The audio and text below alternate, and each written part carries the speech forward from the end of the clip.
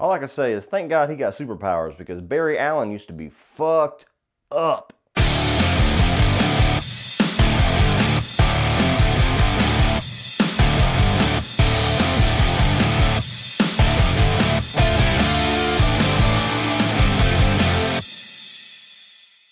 So we need to talk about Kevin tells a story of a mother trying to deal with motherhood in the form of pregnancy that goes very rough, a very, very pain in the ass toddler, all the way up to a sociopathic teenager. What's going on, everyone, and welcome to another patron-sponsored review. This one is brought to you by one of my top contributors for a while now, Joseph Lionel, and he gave me a list of about 5 movies. This is one that jumped out to me because I've heard it talked about before. I've seen it on Netflix a few times, never really jumped on it.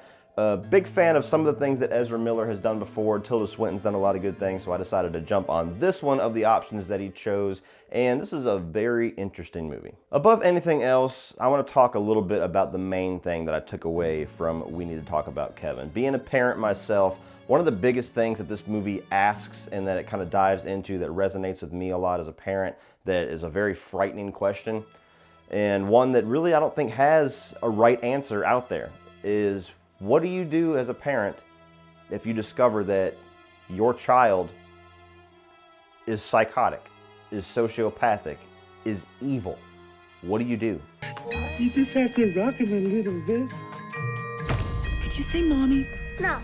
Shouldn't he be talking by now? I wouldn't worry about it. Ball? No. He's just a boy. Just a sweet little boy. What are warning signs and what is just a kid being a kid? What is the point that you step in and decide that somebody needs to really take a hold of this child and maybe psychiatric help, or you need to take them to the hospital? At what point do you draw the line? At what point do you recognize the signs? At what point do your love for that child not blind you to the reality? These are all very real and very frightening questions that any parent of any psychopath or sociopath in history has probably had to ask themselves at some point, before and after the tragedy happened. And this movie gives you the perspective of both sides of that. What happened before, leading up to where this kid commits this horrific act, and what happens afterward and the fallout, and how much responsibility does his mother need to take after it's happened. I mean, so many things that even watching the movie, and even kind of coming up with certain, stances on some of these questions myself, even when the movie's over, you don't really have a right answer to. And it's a very black and white kind of question, but it has a very gray area for a lot of the answers.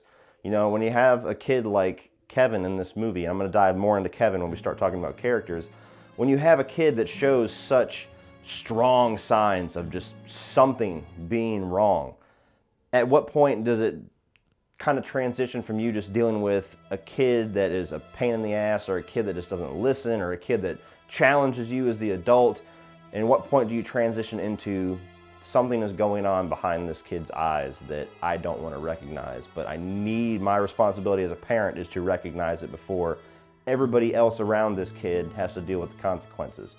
Frightening shit. And there's a couple other movies that I've watched that ask that question as well, and in some aspects it kind of asks the question and answers it a little bit better, but we need to talk about Kevin does a good job about just having this broad spectrum, this whole lifetime of this kid, from the time that he's born all the way until he is a high school senior or junior, I believe, and it just shows you this transition of what things develop as this kid gets older, as this kid grows, as he grows smarter, as he grows more mature.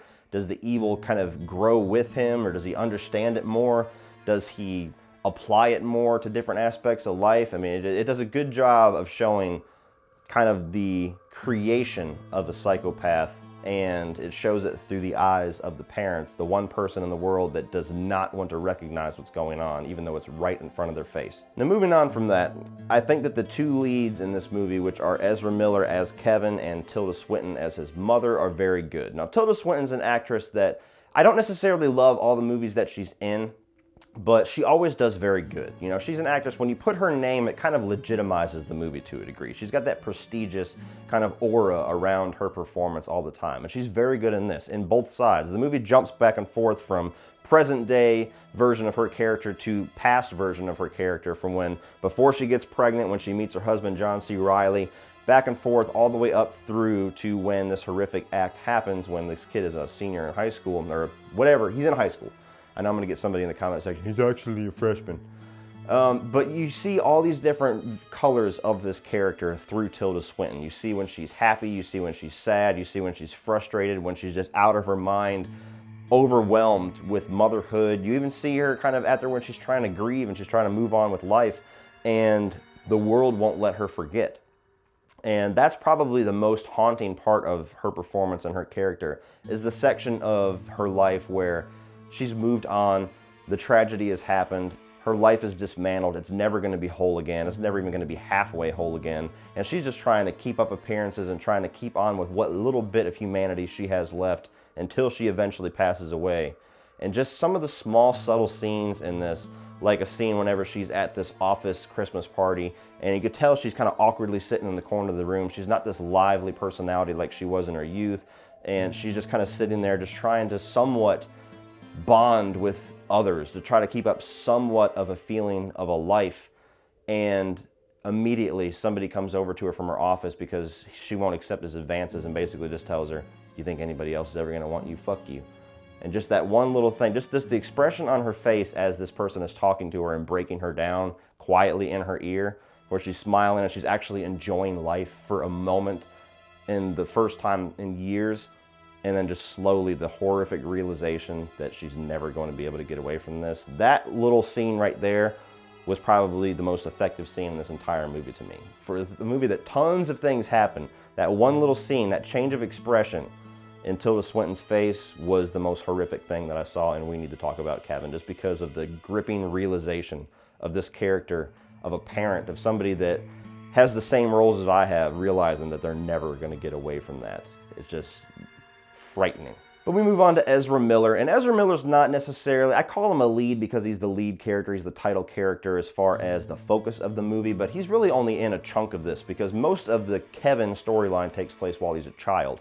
And most of the adulthood Kevin, kind of, you see flashes of Ezra Miller, but then you get a small chunk of story when he's actually older, he's a teenager, and he's very good in that as well. Now he's an actor, again, I haven't seen everything that he's done, and I haven't loved every movie he's been in, but I've seen him play a lot of different characters. I love him in Perks of Wallflower. I really liked his version of Flash, even though he was in a very bad movie. So he's got a big wide spectrum, and especially when you place Kevin in that. I mean, you got like terrifying sociopathic killer to the Flash. I mean, there's just a huge spectrum of different things we've seen from Ezra Miller, and he's really good in this at kind of being sociopathic and psychotic, but not necessarily laying it on too thick, which I feel like the kid version of the character does quite a bit, and I'm going to dive into that as well in my negatives. But Ezra Miller's side of Kevin, I feel like he brings, it's almost like at this point in his life, he's accepted that he's going to do something really fucked up. Like, it's not like this kid's trying to figure out, why do I feel this way? It's not like Dexter, where he's trying to figure out, why do I have no emotion? Why am I different than anybody else? I want what they have. This is Kevin after he's come to that realization, after he's become comfortable with who he is and what he is. And he's just kind of enjoying life while he still has it until he decides to do what he decides to do in the third act of this movie. And kind of a point I'll bring up too, which is really interesting, which kind of ties into my first point, but I went a long time with just talking about Tilda Swinton's perspective. They do a good job too at providing that alternate perspective on John C. Reilly's character, who is the father of Kevin, who's the husband of Tilda Swinton. And he's the parent that does not want to recognize anything. He doesn't see it. Kevin shows him like the facade. He shows him the good child. He shows him the human in him as kind of like this playing charades in front of dad, but he from birth shows Tilda Swinton who he really is. So it's this constant battling between Tilda Swinton seeing what her son is and what he's going to become, and John C. Reilly just seeing this innocent child and this whacked out, overworked, stressed out Tilda Swinton that's just making shit up. And that's also just brings another spin of just terrifying aspects to being a parent in a situation like that, because like, I can tell you from experience, it's extremely difficult to be a parent if you do not have the support of your counterpart. And if you don't have the support in something that extreme and you feel like you're the only voice of reason, everybody else loves this person, but I know what the fuck they are, that is scary on a new level, because it's like you cannot get through to anybody. And I think they did a really good job at balancing that. John C. Reilly does a really good job in the role. He's not his usual comedic self. He's not, spouting off Step Brothers type things. John C. Reilly used to do a lot of serious dramatic stuff before he did comedies, and this kind of brings a little bit of that back, which I kind of miss once in a while, seeing that serious John C. Reilly. So he was good, and the way they utilized his character was good as well. First he cries too much, then he's too quiet. And you see it as some kind of personal vendetta? You think I'm exaggerating? Listen, buddy, it's easy to misunderstand when you hear it out of context. Why would I not know the context? Now, as far as my negatives, I already kind of hinted at it. I feel like they lay it on way too thick as far as how psychopathic and how sociopathic Kevin is throughout most of the movie. I think that Ezra Miller's side of the story is much more contained and much more believable. But when I have the young kid who's kind of like 7 or 8 years old, it seems like, I don't know if it's the kid's performance or if it's the way that the director was telling him to act. I'm really not sure where that disconnect was. But for me, it feels like it's way too in your face. It's to the point where it's like, it kind of takes away that section of reality where kids will show like this subtle signs of being a sociopath or a psychopath, and it makes it that much more scary. It's like you're confused, you're not even sure. You're like, is this really signs, or is this just them being a bad kid for a while, or they're showing out? The kid that we see in this is clearly a fucking whack job. Like every single thing, every look that he makes, every action that he takes, every word and sentence that he forms that comes out of his mouth, psycho, whack job. Throw it away, it's broke. Like that kid lays it on so thick, and the direction of that kid is just laying it on so thick that to me it diminishes a lot of the effect of what they're going for in that section of the movie, just because even as a parent, even if you love this child, I mean, he's doing things that are so extreme and giving looks and saying things that are just so out of this world fucked up. There is absolutely no fucking way that you could go on and hide from that you could put the blinders on, that you could ignore it, that you could just plant your feet in the sand and say, I guess I'll just deal with this for another 5 years until he grows out of it.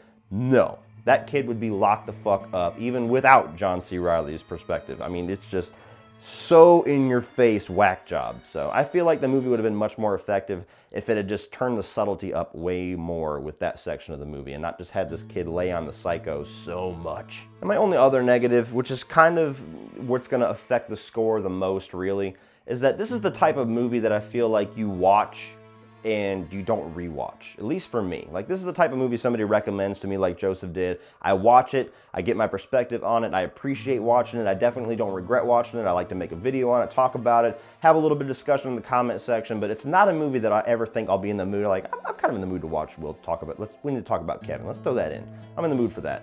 It's one of those, what I call coffee table movies. Kind of like they have coffee table books. Like if you buy a Stephen Hawking book, you're not really gonna read it, you just set it there so people come over and say, oh shit, this motherfucker reads Stephen Hawking. Same thing. You put We Need to Talk About Kevin on the bookshelf, somebody comes in, oh yeah, I saw that, that was a really interesting movie. You got a lot of perspective there. You got some pizzazz in your movie taste. No, not really, but it's one of those movies where, what I'm getting at, it's a movie you watch once for the experience, to see what this director is trying to go for, to see what the story they want to tell, to see the artistry in what they're doing, and then you'll pop in Predator. You know what I mean? So that's the only thing, is that the rewatchability of this movie I feel like is extremely low. So overall, guys, I will say if you're somebody that likes watching movies about the development of a sociopath or the development of a psychopath, and you like kind of getting the perspective on how a parent would deal with that especially, there's a few of them out there, but not a lot of them. This is a good pick. This is one that I think you'll enjoy, especially for just the performances alone, and asking those haunting questions that I talked about in the beginning of the video that We Need to Talk About Kevin will bring up, because they are very scary questions that have even scarier answers. Just a sweet little boy. That's what boys do. So if this movie sounds like it interests you, definitely put it on your watch list. I wouldn't necessarily recommend you go out and drop money on it to keep it on your shelf though, because there's not a whole lot of rewatchability here. So be patient, you will enjoy it, but wait for it to be on Netflix. So what did you guys think of We Need to Talk About Kevin? Is this a movie that has been on your radar to watch for a while and I just gave you the boost to watch it? Or is this a movie that maybe you saw once, didn't really get what the buzz was about, kind of didn't really talk about it anymore? Or is this a movie that you rewatch every couple of months and you just blew away my entire final point of the review? Put all of your thoughts on We Need to Talk About Kevin down in the comment section below, guys, and we will talk about it. And thank you, Joseph, for the recommendation. I also have another video coming for Joseph here probably in the next month or so, which is going to be Christopher Nolan's The Prestige, which is one of my favorite movies of all time. But I wanted to get this little indie picture out first. So keep an eye out for that. Joseph, thank you for your patronage as always and all your support. You are awesome. If you guys want to check out some social media links, check out down below for Facebook, Instagram, Twitter, and Spreadshirt for Cody Leach merchandise like t-shirts. awesome designs, so check that out, guys. And if you want to join the fun that Joseph is having and having some requested reviews or maybe a requested top 5 or a ranking video, you can do that on my Patreon page. It's a great way to give back to this channel and help it grow, but also get cool exclusive privileges like the privilege that Joseph just utilized. So check that out, guys. And if you want to check out some more of my videos, as always, you can check those out by clicking right over here.